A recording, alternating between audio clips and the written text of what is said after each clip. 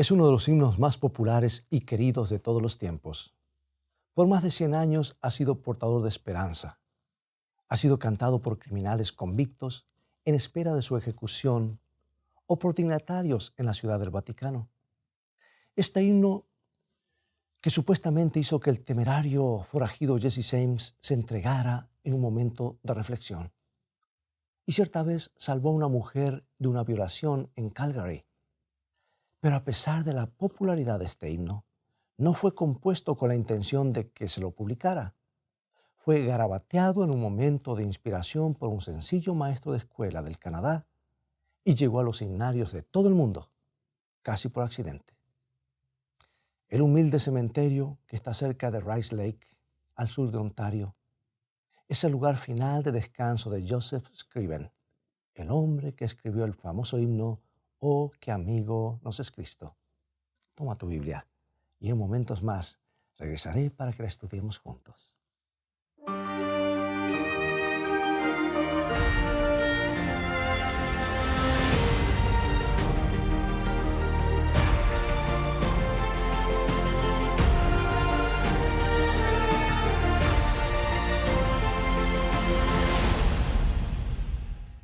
Ese lugar estuvo sin señalar por casi 60 años hasta que el premier de notario E.C. Drury dedicó un monumento en 1920. En la dedicación, el premier se refirió a Scriven diciendo que no había construido un ferrocarril o amasado una fortuna. Había contribuido con un pensamiento que sobrevivirá a los trenes y las fortunas. Continuará enriqueciendo las vidas de los hombres cuando las cosas materiales hayan sucumbido y desaparecido. Fueron palabras casi proféticas porque muchas de las cosas que los hombres construyeron en los años 20 ya no están entre nosotros. Pero las sencillas palabras del himno de Scriven continúan brindando consuelo a muchas personas. Acompañó a los soldados en las trincheras de las 2 guerras mundiales. Ha sido cantado por criminales convictos y jefes de Estado por igual. Ha sido traducido a cientos de idiomas y cantado alrededor del mundo. Pero este clásico estuvo a punto de no llegar a nuestro himnario, porque no fue compuesto con la idea de que se publicara. Scriven era un humilde maestro rural que trabajaba para un grupo de familias en la región de Rice Lake, en Ontario. Allí solía escribir para esas familias breves versos de ánimo y estímulo. Y cierta vez cuando visitaba la ciudad de Damasco en el Medio Oriente, fue inspirado por la historia de la conversión del apóstol Pablo y escribió el poema llamado Orad sin cesar. Le envió una copia a su madre que estaba en Dublín, en Irlanda. Luego hizo copias para algunas familias que había conocido en Canadá. Se suponía que ese era todo el camino que recorrería el poema. Pero muchos años después, alguien le dio una copia a un amigo llamado George Wilson, quien lo publicó en el periódico local de Port Hope, en Ontario. Y cuando la familia Wilson leyó el poema de Scriven, se sintió profundamente impresionada y decidió imprimirlo sobre papel para que toda la ciudad pudiera disfrutarlo. Días más tarde, el poema fue publicado en el Evening Guide bajo el título «Oh, qué amigo nos es Cristo». Los habitantes de Port Hope disfrutaron del poema, pero lo olvidaron rápidamente. Y hubiera sido la última vez que alguien oyera hablar de él si no hubiese sido porque en 1870 estaba en funcionamiento un programa de reciclado de objetos en desuso. No era del tipo de los programas actuales, con recipientes azules, pero la gente solía guardar los periódicos para encender el fuego, para aislar paredes y para envolver paquetes. Y alguien de Port Hope envió un paquete a la ciudad de Nueva York y lo envolvió con las páginas del Evening Guide donde estaba impreso el poema de Scriven. Y cuando la encomienda llegó a Nueva York, la destinataria quitó el papel y guardó el periódico porque quería leerlo. Le llamó la atención, lo alisó y comenzó a leerlo y el poema «Oh, qué amigo nos es Cristo» captó su atención. Leyó el poema varias veces y la movilizó al punto de hacerla pensar que todos en su ciudad debían leerlo. Lo llevó al periódico local de Nueva York y lo mostró a la redacción preguntando si alguien estaría interesado en publicarlo. Y después de leerlo decidieron que los lectores podrían apreciarlo y lo imprimieron. Y a su vez un comerciante que estaba eventualmente en Nueva York leyó el poema en el periódico. Le gustó tanto que decidió recortarlo y guardarlo en el bolsillo para tenerlo a mano y leerlo cada vez que se sintiera solo en sus viajes. Llevó el poema de la ciudad de Nueva York a Erie, en Pensilvania, donde tomó un pedido en la Burdett Organ and Manufacturing Company. Así se llamaba esa compañía. Y al cerrar la venta con el gerente, el señor Charles Converse, buscó en su bolsillo la libreta de pedidos y el poema cayó accidentalmente en el piso.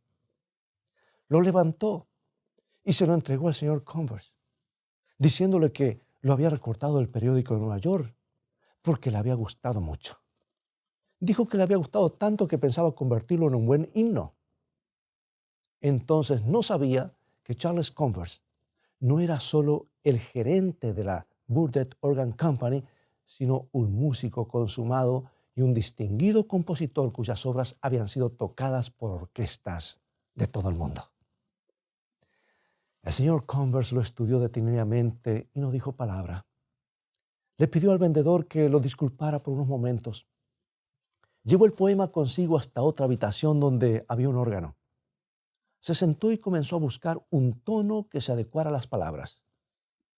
Media hora más tarde, había compuesto la música para el poema de Joseph Scriven. Y el señor Converse regresó entusiasmado a donde estaba esperándolo el vendedor y le mostró lo que había compuesto. Entonces lo invitó para pasar a la habitación donde estaba el órgano para hacerle escuchar el himno. Y de esa manera, en una fábrica en pleno funcionamiento, el vendedor y Charles Converse cantaron juntos «Oh, qué amigo nos es Cristo» por primera vez. Joseph Scriven jamás imaginó cuán popular llegaría a ser su himno, porque en la época cuando Charles Converse le agregó la música, él ya estaba viejo y cansado por haber llevado una vida sacrificada de ministerio laico. Había dedicado toda su vida a ayudar a los demás y en ese camino se había enfrentado con una cantidad de dificultades. Se había comprometido 2 veces y 2 veces su novia había muerto trágicamente antes de la boda. Vivía en una choza de una sola habitación en la calle Strachan en Port Hope, en la que solía albergar a personas enfermas e indigentes. Dedicaba sus ratos libres a cortar leña para las viudas pobres o a predicar en las esquinas, invitando al pueblo a aceptar a Cristo como su Salvador. Ciertas noches manejaba su trineo en medio de la nieve cuando divisó un pequeño bulto en el suelo. Detuvo la marcha y descubrió que aquel bulto era un niño que hacía mucho que estaba al punto de congelarse en la intemperie. Lo arropó con una piel de búfalo para calentarlo y lo llevó de inmediato al hogar de su amigo James Saxby, donde lo hicieron entrar en calor, lo reavivaron y trataron el principio de congelamiento porque estaba en hipotermia. El niñito que Joseph había salvado era David Keith, el hijo de George Keith. Y cuando Joseph Scriven se enteró de que George no podía hacerse cargo del cuidado de todos sus hijos, recibió a David en su propio hogar y se encargó de criarlo. Le enseñó a leer, a escribir, le prodigó atención y lo que es más importante, le enseñó los principios básicos de la Biblia y bajo la supervisión de Scriven, el pequeño David comenzó a crecer. Pero con el transcurso del tiempo, algo anduvo mal. A veces, aún bajo las mejores circunstancias y con las mejores oportunidades, los niños a veces toman sus propias decisiones y siguen un camino equivocado. Lamentablemente, a pesar del amor y la atención que Scriven le había prodigado, David se convirtió en una persona desagradable que se dedicó a usar la religión para llenar sus bolsillos. Llegó a ser exactamente lo opuesto del hombre que lo había rescatado. Y finalmente David regresó para matar literalmente a Scriven. Y cuando Joseph Scriven tenía 67 años, enfermó gravemente y no pudo cuidar de sí mismo. Y luego de una vida dedicada a cuidar a los demás, había llegado el momento de que alguien se encargara de él. Y James Saxville se hizo cargo llevándolo a su hogar. Cierta mañana el señor Saxville ingresó en la habitación de Joseph y vio que la cama estaba vacía. Era algo poco común, porque estaba tan enfermo que no podía valerse por sí mismo. Algo estaba terriblemente mal. Lo buscaron toda la mañana sin poder encontrarlo. Pero al anochecer encontraron su cuerpo en el arroyo, al pie de la colina, donde alguien había arrojado el cuerpo deliberadamente. Por alguna incomprensible razón, David Keith había entrado en la casa durante la noche y había llevado a Joseph Scriven al arroyo para tirarlo allí. El niñito que Scriven salvó se había convertido en el hombre que lo había asesinado. Jamás fue juzgado por su crimen, porque algunos determinaron que la muerte se había producido por accidente. En aquellas aguas poco profundas, demasiado débil como para levantar la cabeza para respirar, el compositor de uno de los himnos más apreciados por la cristiandad encontró un oscuro final. En cierta manera, murió igual que el amigo del que había escrito en su poema. Vivió su vida sirviendo a los demás, instándolos fervientemente a regresar a Dios. Y al final, uno de los que habían recibido su auxilio terminó quitándole la vida. Pero el himno que Scriven escribió no murió con él. Por una cadena de circunstancias que solo pueden definirse como milagrosas, aún vive en los corazones de millones de personas. Fue uno de los favoritos de Billy Graham cuando lo ha usado en sus campañas de evangelización. También fue el favorito de Ira Sankey, la famosa cantante que viajó con Dwight Moody por todos los Estados Unidos a mediados del siglo XIX. Sankey lo publicó en varios seminarios, pero cometió un error al atribuir las palabras al gran escritor de himnos, al escocés Horacio Bonar. Por unas cuantas ediciones nadie advirtió el error, pero luego fue corregido. Fue uno de los himnos favoritos del presidente Eisenhower en sus últimos años. Y es el himno que se cantó en el funeral de Terry Fox, el famoso corredor a campo traviesa que tenía una sola pierna e inspiró a millones de canadienses antes de sucumbir por el cáncer en 1981. La canción de Scriven salvó a una mujer de un maniático sexual en Calgary cierta noche de 1961. Su esposo trabajaba en el hospital haciendo el turno de la noche y estaba fuera del hogar casi todas las noches. Y una mañana a las 5 en punto, cuando su esposo estaba en el trabajo, fue despertada por algunos ruidos que provenían de la cocina. Su esposo no regresaba hasta las 8, pero eso sabía que no podía ser él. Presa del terror, se levantó sigilosamente de la cama y fue a ver qué sucedía, pero en ese instante la silueta de un hombre irrumpió por la puerta del dormitorio.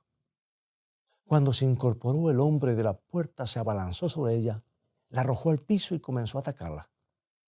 Motivada por el terror y sin saber qué hacer, comenzó a cantar: «Oh, qué amigo nos es Cristo». Él sintió nuestra aflicción. Y mientras cantaba el himno, algo sucedió en aquel hombre que no pudo continuar hacer lo que estaba haciendo. Aflojó las manos que la sujetaban. Ella salió debajo de él y corrió a la casa del vecino a pedir ayuda, vestida con apenas sus ropas de cama. Más tarde, la policía encontró al atacante. El himno de Joseph Scriven, el cántico cuyo autor jamás supo que llegaría a ser tan famoso y querido, le había salvado la vida a una mujer. Pregunto, ¿cuál es el secreto de este canto que ha conquistado tantos corazones alrededor del mundo? Las palabras en sí no constituyen una pieza literaria. La música es sencilla y nada imponente, pero hay algo en él que habla de nuestras necesidades más profundas como seres humanos. Oh, qué amigo nos es Cristo. Este es un canto que nos recuerda que hay un amigo que está más cerca de nosotros que un hermano. No importa a qué tengamos que hacerle frente, no importa cuán dura sea la situación, tenemos un Dios que siempre está pendiente de nosotros. Y refiriéndose a Jesús, el autor de Hebreos, la Biblia nos dice en Hebreos 2, 17 y 18, por lo cual debía ser en todo semejante a sus hermanos para venir a ser misericordioso y fiel sumo sacerdote en lo que a Dios se refiere, para expiar los pecados del pueblo. Pues en cuanto él mismo padeció siendo tentado, es poderoso para socorrer a los que son tentados. A veces, en las horas más aciagas de la vida, algunos se sienten tentados a pensar que Dios no comprende su situación o que Dios nos interesa. Suponen que como Dios mora en el cielo y nosotros vivimos aquí en la tierra, que Él no puede apreciar lo que tenemos que sobrellevar. Pero a veces olvidamos que Jesús estuvo acá, no como un mero visitante del cielo, no en un viaje por el día, sino como ser humano, como uno de nosotros.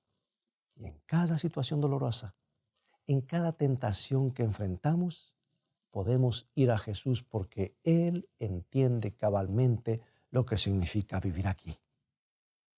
El himno que escribió Joseph Scriven es un recordatorio de la cercanía de Jesús en todas las situaciones y de que Él se puede identificar con nuestras luchas cotidianas.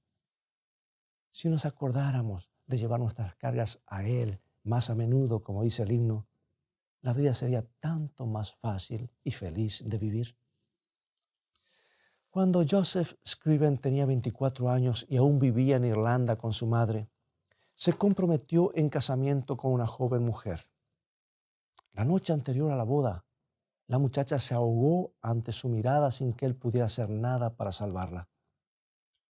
Aquella experiencia cambió su vida. Podría esperarse que esa experiencia lo dejara amargado y cuestionando por qué Dios le había permitido eso. Pero no fue así.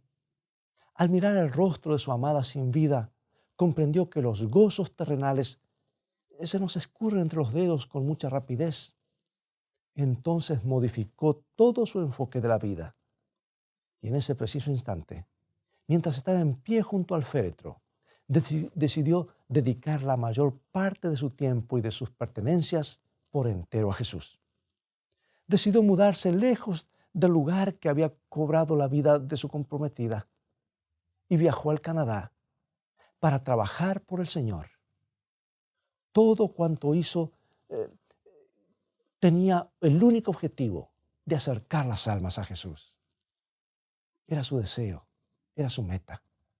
No se preocupó por acumular riquezas, ni por llegar a ser famoso, ni por otras cosas que las personas suelen considerar importantes en esta vida. Solo le preocupaba el hecho de que hubiera hombres y mujeres que morían cada día sin haber conocido a Jesús. Y aunque Joseph Scriven nunca recibió el reconocimiento por su abnegada vida, ni por el himno que escribió, su dedicación al Evangelio hizo una diferencia. Y aún sin saberlo, causó un poderoso impacto en las vidas de millones de personas alrededor del mundo.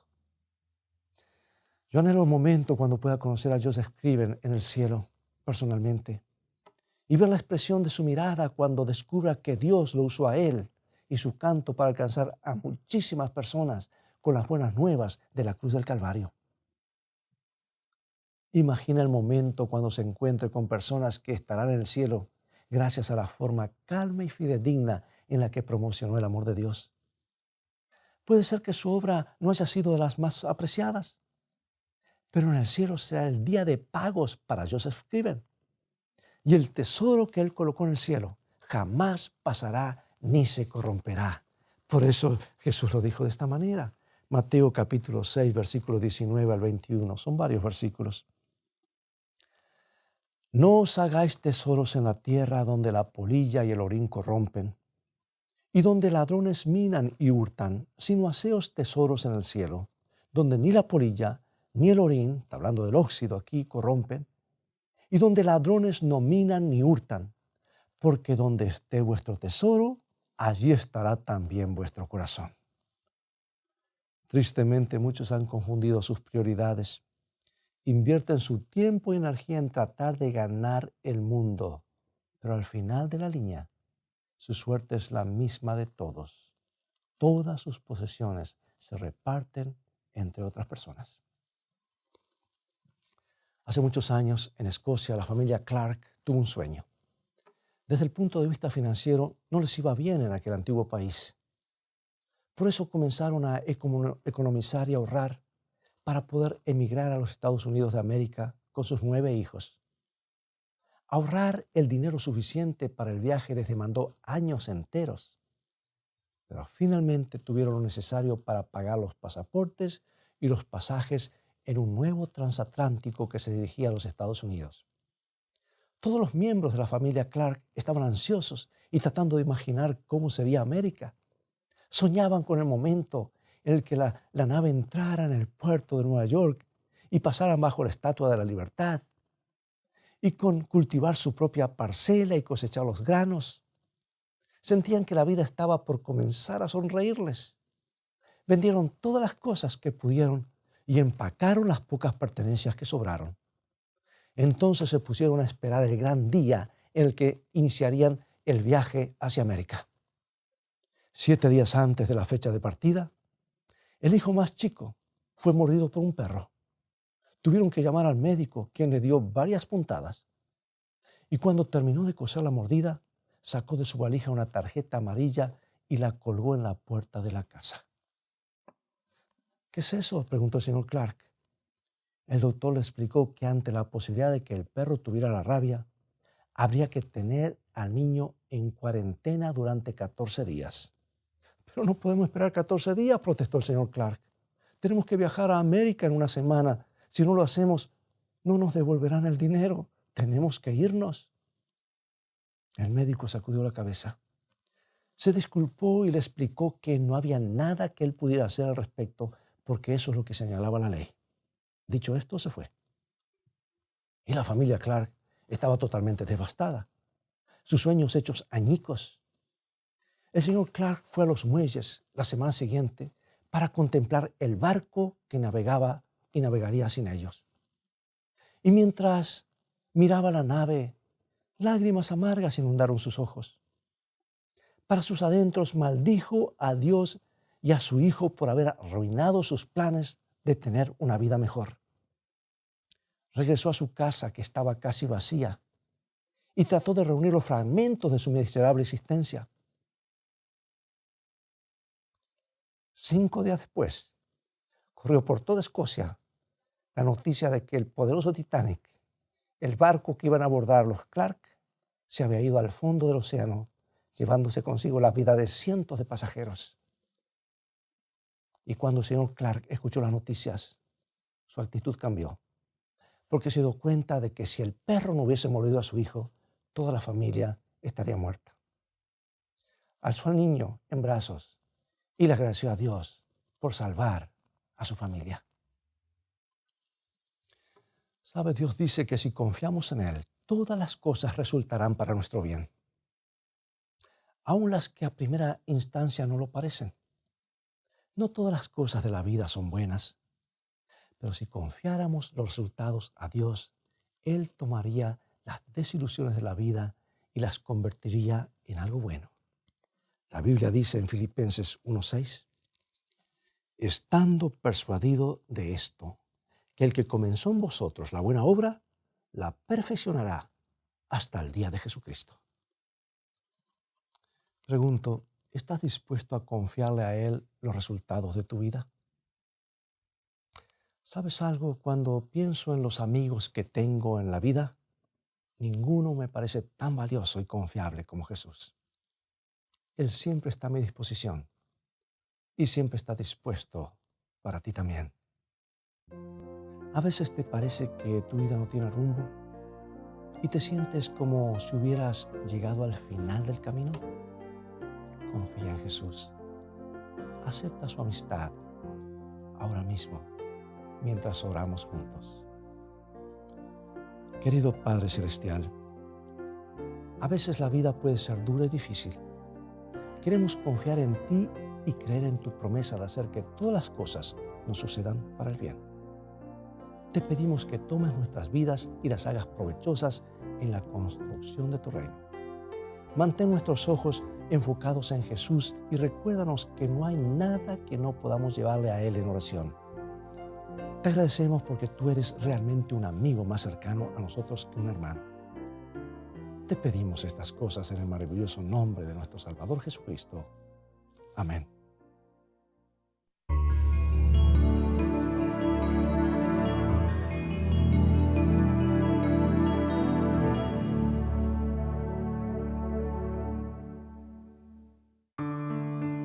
Nuestro Padre Celestial está esperando derramar sobre nosotros la plenitud de sus bendiciones.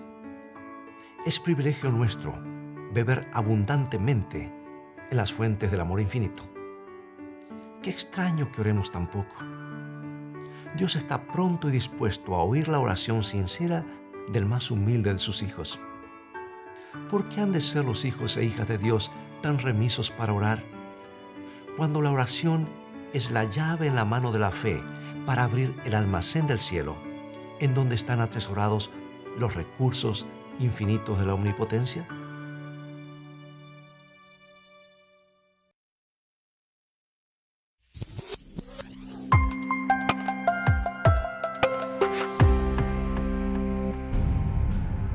Querido amigo y amiga, la nueva serie de Escrito está, Fe a toda prueba, ya está disponible.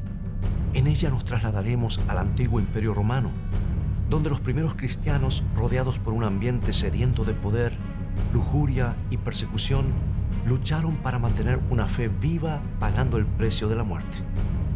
Y aunque carecieron de poder político o recursos económicos, alcanzaron la victoria. ¿Cómo pudieron estos mártires soportar la tortura y el dolor? ¿Cómo mantuvieron viva la llama de la fe? Y aún más importante, ¿cómo puedes tú tener esa misma fe en la hora de la prueba? Fe a toda prueba. 5 temas que desafiarán tu fe. Adquiérela hoy mismo visitando la tienda de escritoestá.org o llamando al 423-362-5834.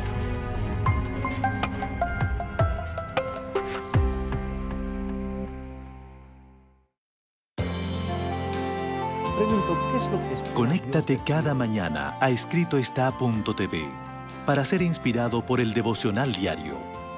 Una mejor manera de vivir con el pastor Robert Costa. O suscríbete para recibirlo directamente a tu correo electrónico. Cada día Dios nos quiere revelar una mejor manera de vivir.